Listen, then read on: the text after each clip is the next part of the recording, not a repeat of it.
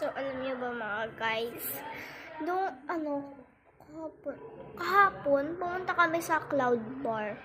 Sa Clouds Bar. So, ang pangalan ay Clown Bar. So, nung pagkapasok ko, takit ako pinsan ko lang si Kuya Mat na parang nagre-relax.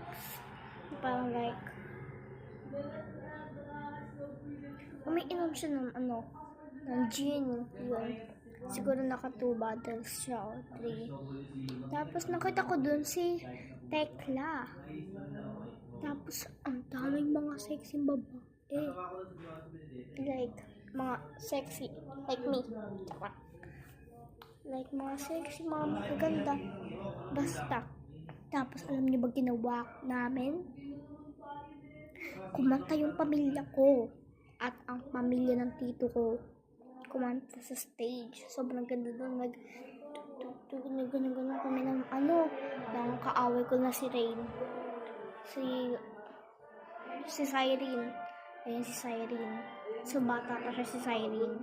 Hindi siya yung sa Manix. Si Cyrene. Hindi siya si Rain. Nickname niya lang yun. Si, Rain. Tinawag lang siya na Rain. So, Cyrene talaga ito yung pangalan. So, si Cyrene, pilit niya akong pinapakay sa may bata. Doon sa may CR. Sa CR kasi may nakilala kaming bata. So, hindi ako masyado ko sa mga bata. At hindi ko nagustuhan yung bata. So, sinabi na dun. Pangat ka. Hindi ko namin bate. Hindi ko namin kilala. Pinapagsabihan ko siya na ganun kasi ayaw ko talaga sa bata. As in, kapag nagka-baby yun ng mami ko, ayoko ng babae. Like, sobrang nakakainis talaga. Pero yung lalaki, unti lang. Nakakabanding yung malalaki. Kasi sabi ko sa mami ko na, like, mami, alam mo ba, yung girl yung mas nice kaya sa lalaki. So, ganun yung mga pinagsasabi-sabi ko. So, like that. Like, what? And, nakita ko si Tekla.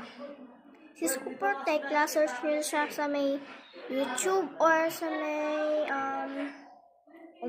sa may TikTok.